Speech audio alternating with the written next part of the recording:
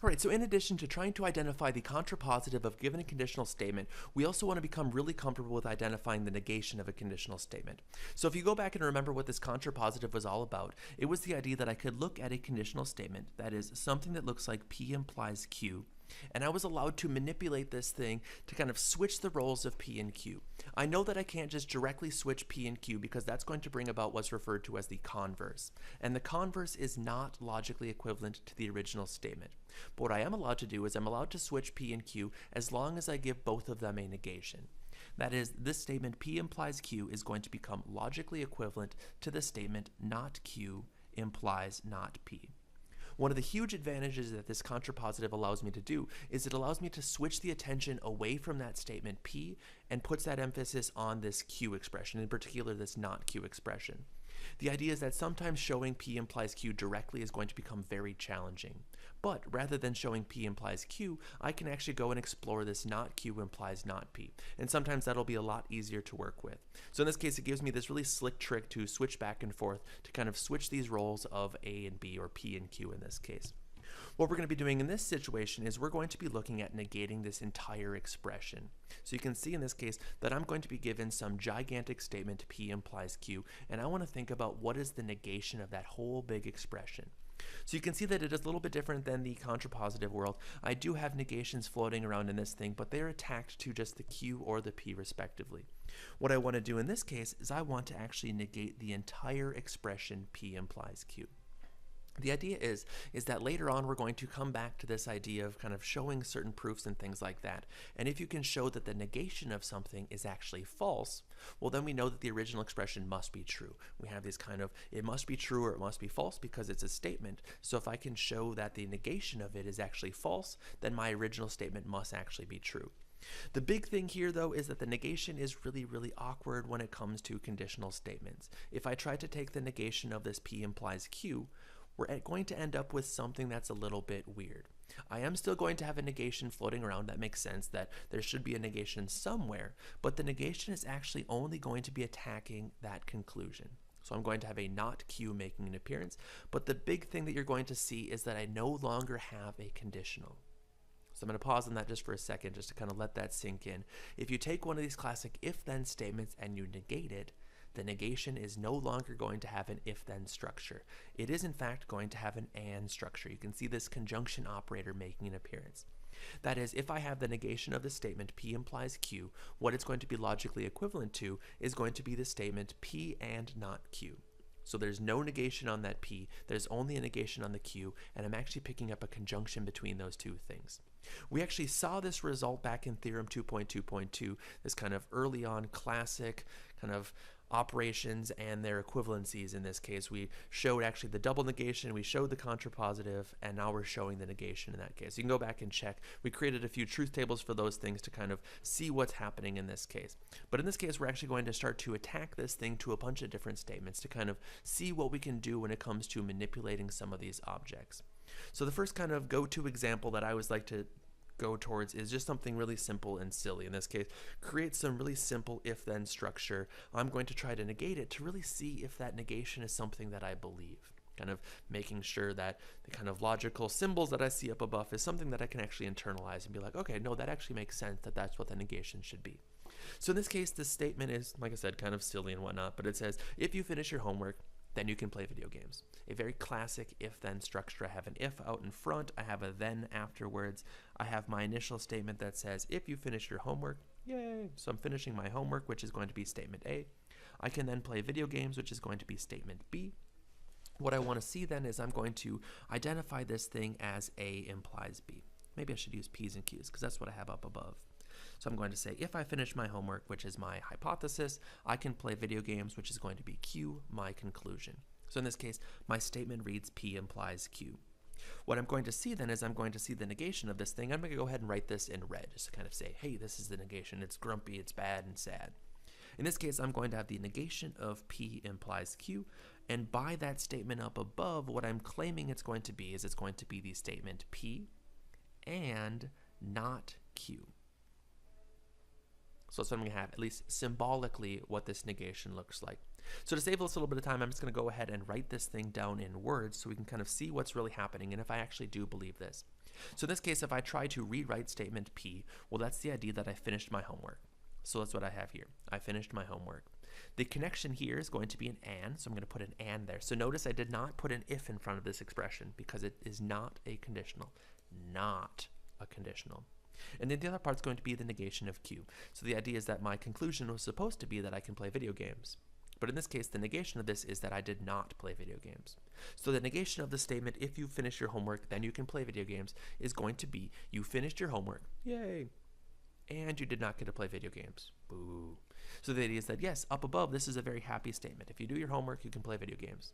In this case, the negation is kind of the opposite of that. The idea is that I finished my homework, yay, and I did not get to play video games, boo. You lied to me in a sense up there.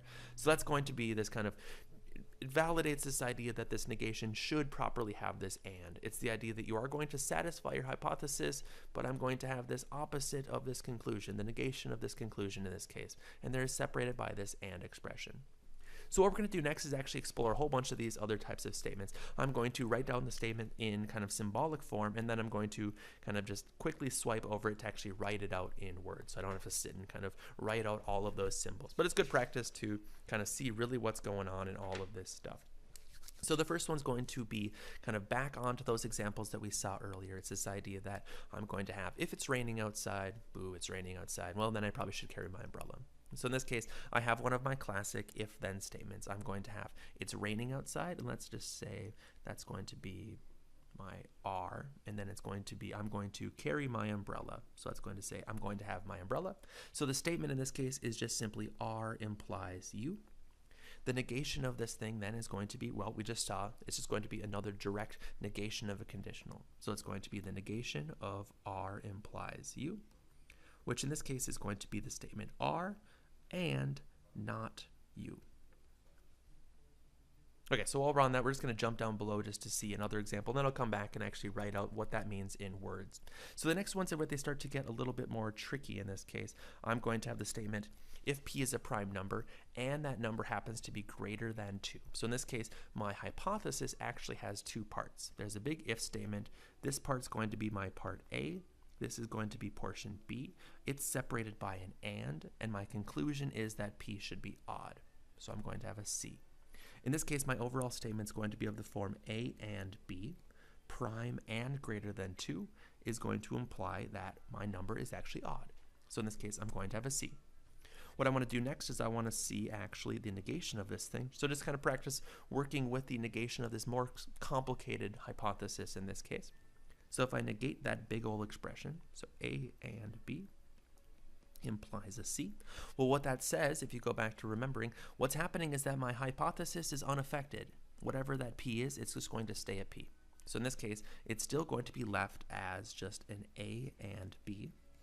What's going to happen is that this conditional is going to turn into an and then I'm going to have to negate my conclusion. So I'm going to have a not C afterwards. Okay, so I have now my two negations at least written in symbolic form. So let's go back and think about what they would become actually in written English. So in this case, the initial hypothesis is that it's raining outside. Then I'm going to carry my umbrella. The negation of this thing should be, it's raining outside, and I do not have my umbrella. Raining outside, and do not have my umbrella. Likewise, down here, my initial statement is, if I'm prime and I'm greater than 2, then I'm odd. The negation of that thing is, I'm a number, that's prime, I'm greater than 2, and I'm not odd, or in this case, even. So that's exactly what we have down below then. If I write these out in words, the idea is that it is raining outside and I do not have my umbrella. That's the opposite, or the negation of this thing up above. It's supposed to be that I'm raining, I have my umbrella. Likewise, down here, I have my kind of weird combined hypothesis, this A and B. So the number is prime, it is greater than 2, and it's even, which is the negation of this, because this was claiming that it would then be odd. Okay, so let's just do one more of these, kind of going back to our old friend Jeff and his love of board games and his claiming to own a board game store. In this case, I'm going to have the initial statement that says, if Jeff owns a board game store. So there's my conditional. It's going to be of the form A. What's going to happen is then some things are going to occur, and those outcomes are separated by an or. So the idea is that he likes board games, or he does not like having a boss. So I'm going to put that as a negation of C in this case. So the overall statement is going to look like A implies B or not C. So here's where things are going to get a little bit more tricky when I actually try to negate this object. The idea is that I'm going to have a negation of A implies B or not C. So when I negate this thing, what's going to happen is that the A is left alone. If we go back to our kind of classic, what that idea says, the P is always just left as a P. In this case, it's an A. In this case, it was an R. In this case, it was an A and B. In this case, I'm back to just having that initial bit just being an A. Okay, so the A is left alone. What I'm going to have is an and afterwards, and then I'm going to negate that whole second part. That entire expression needs to be negated. So I'm going to have a negation of B or not C. And here's where hopefully some De Morgan stuff is starting to fire in your brain. The idea is that I'm going to have on the inside of this thing, I have two different statements that are separated by an or. So what's going to happen is that this negation operator is actually going to come on the inside of this thing. What's going to happen is that the B is going to pick up a negation, the not C is going to pick up a negation, which is actually going to give a double negation, and then that symbol on the middle is going to have to flip as well. I'm going to go from an or to an and. So in this case, what's going to happen is I'm going to have A and, so here's where De Morgan is coming into play, A not B, and the double negation of C, and just because I'm out of room, I'm going to write that just as a C. So here's where we're using the fact that not C is equal to C.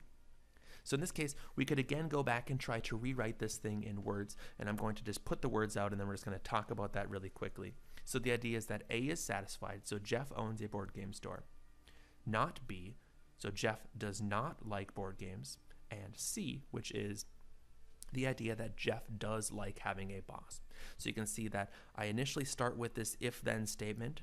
My negation has no ifs or thens or anything like that. And it does feel like it's the opposite of what's happening. It's this idea that Jeff owns a board game store, but he doesn't like board games and he likes having a boss. So why does he own a board game store in this case? And we talked about that back when we were first looking at some of these truth tables. It's kind of some of these negations do feel kind of like they should in a sense. It's this idea that it does properly feel like it's the opposite of what's going on. The idea is that initially Jeff owns a board game store, and you can maybe think that he owns his board game store is kind of connected to his liking of board games and, you know, wanting some independence and not having a boss. So the negation of that should be, well, he owns a board game store, but he doesn't like those things anyways, and he actually enjoys having a boss. Maybe he likes just being told. He wants to just work his 8 to 5 and go from there and be happy with it.